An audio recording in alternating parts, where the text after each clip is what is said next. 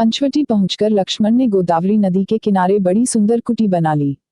सीताजी को वह कुटी बड़ी अच्छी लगी। सीता और राम दोनों ने लक्ष्मण को अनेक आशीर्वाद दिए। पंचवटी का वास राम को बहुत अच्छा लगा। वे गोदावरी के किनारे किनारे कुंजों और वनों की शोभा निहारते फिरते। लक्ष्मण उनके लिए फल मूल इकट्ठा करते और रात में कुटी पर पहरा देते। इस तरह 3 वर्ष हो गए। एक दिन राम, लक्ष्मण और सीता अपनी पर्ण कुटी के सामने बैठे हुए थे। इतने में रावण की बहन शूर्पणखा उधर आ निकली। राम के रूप को देखकर वह विकल हो गई। उसका मन काबू के बाहर हो गया। सुंदर वेश बनाकर, बन ठनकर वह राम के पास आई और बोली, पुनि फिरी राम निकट सो आई, प्रभु लक्ष्मण पह बहुरी पिठाई। लक्ष्मण कहा तो ही सो बरई, जो थृन तोरी लाज परे हराई। हे रूप निधान, सुनो, मैं विश्व विजयी लंका के महाप्रतापी राजा रावण की बहन हूँ। संसार में मेरे समान कोई दूसरी सुंदरी नहीं है। तीनों लोकों में खोज हुई, पर मेरे अनुरूप कोई वर नहीं मिला।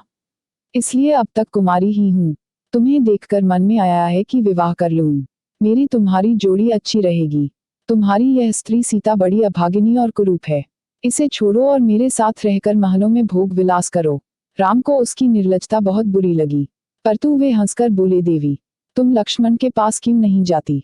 अभी उसके साथ कोई स्त्री नहीं है और सुंदर भी है। तब वह लक्ष्मण के पास गई। लक्ष्मण ने कहा, मैं सेवक हूँ। मेरी स्त्री होने पर तुम्हें दासी बनकर रहना पड़ेगा।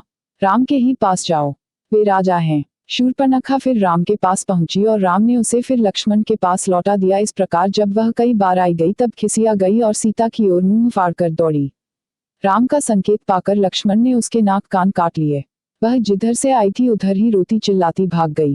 रोती चिल्लाती शूर्पणखा अपने भाई खर और दूषण के पास गई। वे रावण के सौतेले भाई थे और उसी के आदेश से जनस्थान में सेना सहित रहते थे।